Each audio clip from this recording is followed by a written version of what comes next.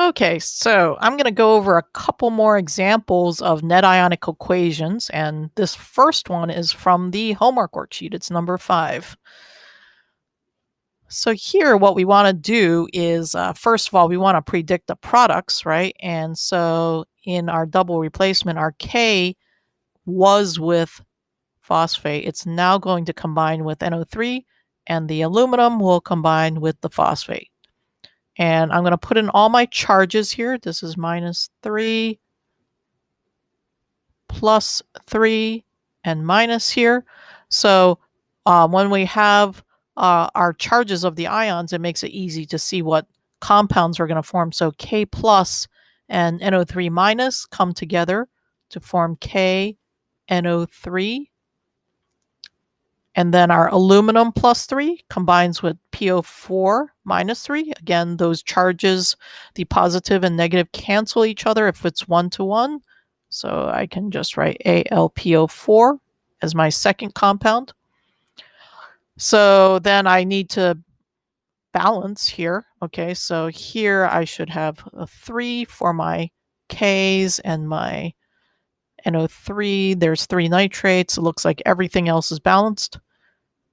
Then I have to put in whether these are aqueous or precipitates. So remember, one of our solubility rules is that group 1 ions and ammonium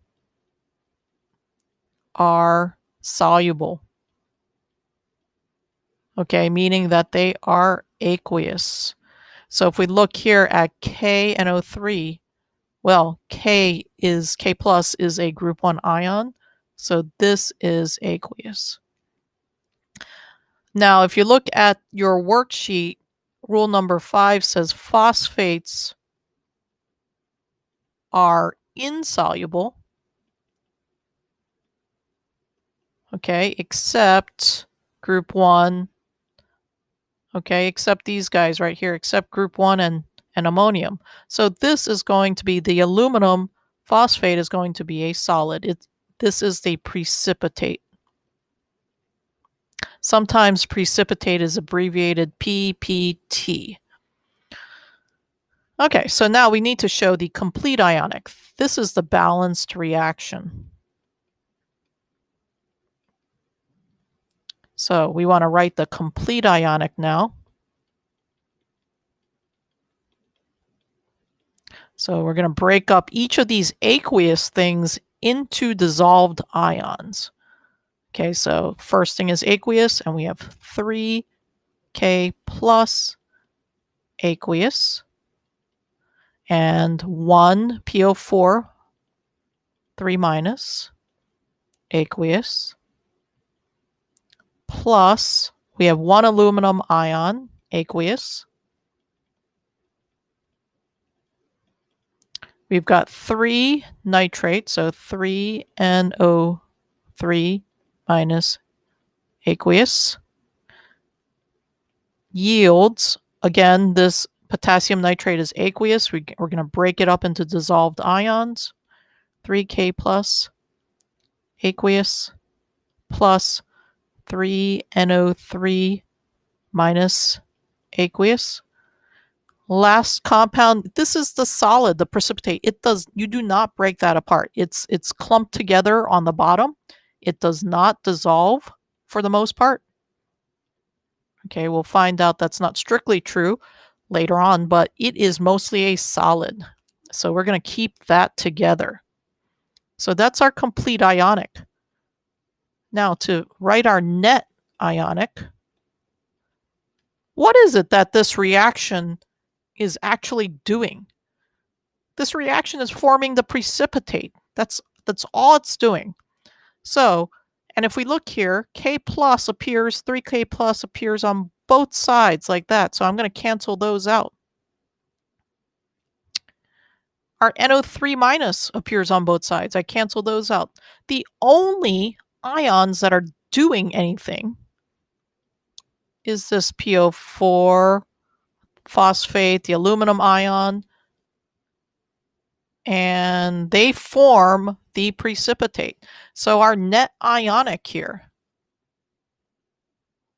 Okay, our actual, the reaction that's happening is PO4 3 minus aqueous plus Al 3 plus aqueous, forming this precipitate aluminum phosphate.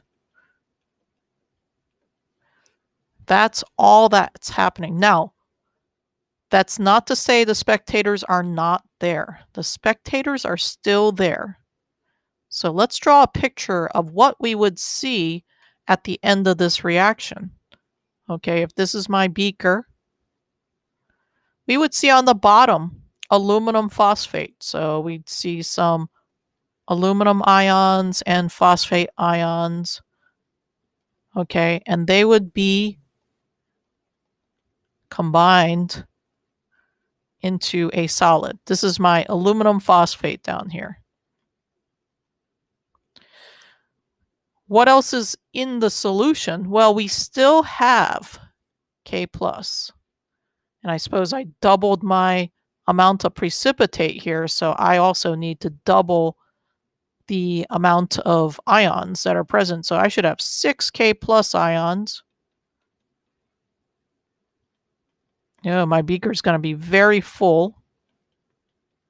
Okay, so those are still floating around in solution, and also our nitrate ions. Okay, this is assuming that the reaction is going exactly as according to stoichiometry, according to the balance reaction. That's not always going to be the case. We might have a limiting reagent, and then we might have some phosphate left over or aluminum left over. So this is only assuming that the reactants react exactly in the right proportion. So here, there we go. That's what's going to be left. 6 K plus ions floating in solution, as well as 6 NO3 ions floating in solution if we end up with these 2 aluminum phosphate formula units on the bottom. All right, what's the next one? Here we go. This one's already done for us, so let's just figure out which is aqueous, what are the states for all of these reactants and products, and then do our complete ionic and net ionic. So here, HCl, this is aqueous. Okay, we're going to learn the 7 strong acids that we can consider aqueous when we come back in December. Calcium carbonate, this is a solid. Okay, use your solubility rules. Calcium chloride, using solubility rules, is aqueous.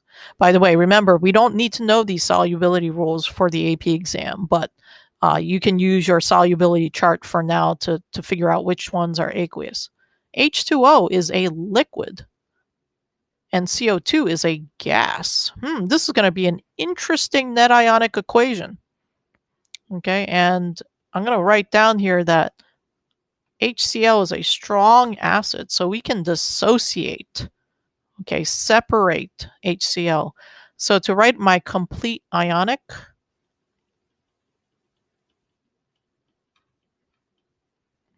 okay, I'm going to write down 2H plus aqueous plus 2Cl minus aqueous plus calcium carbonate. We're not going to break that apart. It's solid.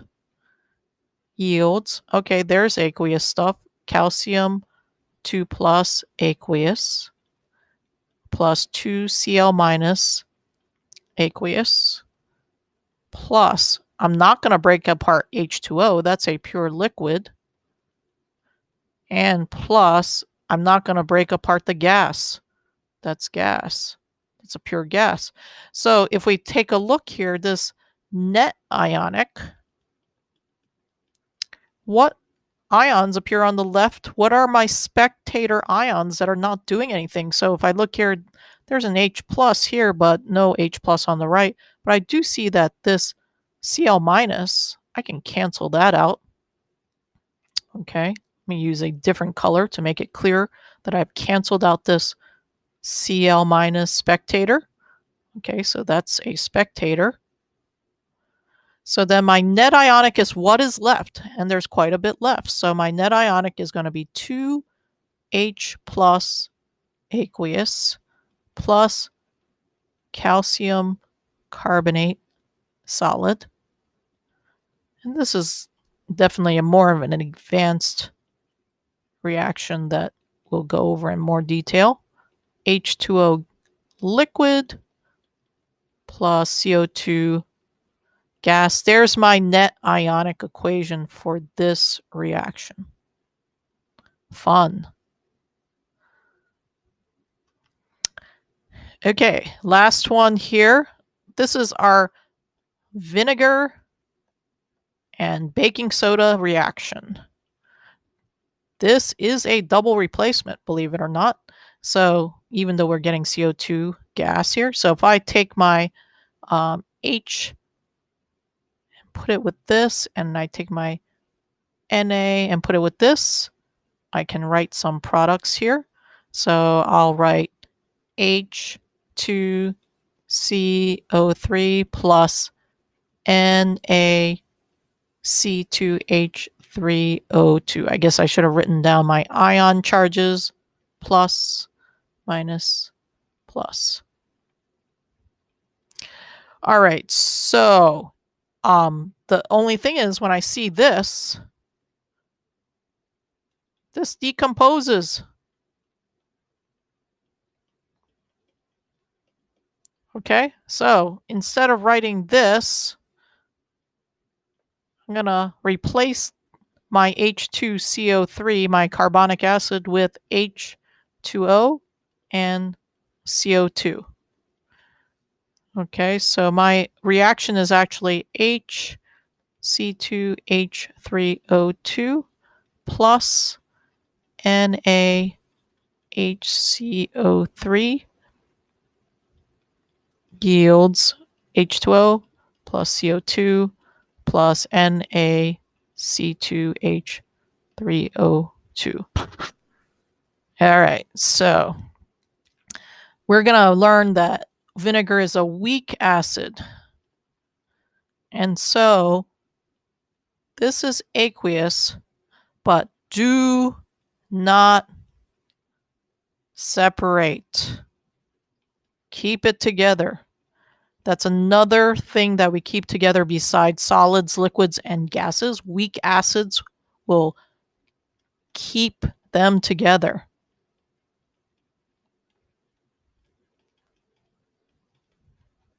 We'll go over a list of strong and weak acids and strong and weak bases. Here, this is an ionic compound. It's sodium, right? Sodium's group 1. So this is aqueous. Then we have H2O liquid. CO2 is gas. And then here again, here, this is a sodium compound, so it's soluble, it's aqueous. All right, let me switch over to blue. Too much red. Okay, so let's break apart the aqueous stuff. But remember, we're not going to separate this weak acid. That's an exception to our rule to break apart the aqueous stuff. It's a weak acid. We're going to keep it together. So this is HC2H3O2 aqueous. This we're going to break apart. That's not an exception. Na plus aqueous. Oh, I guess we never checked if I balanced, but this is the balanced reaction.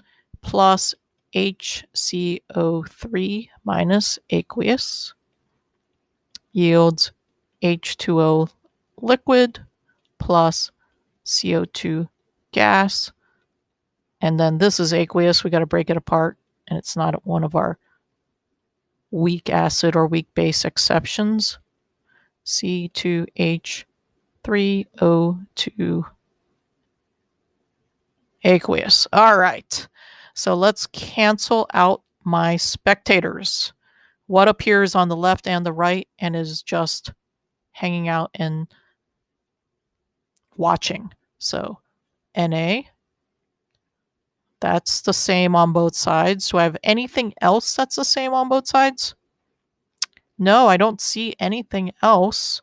So that's whatever's left, right? This is my complete ionic right here.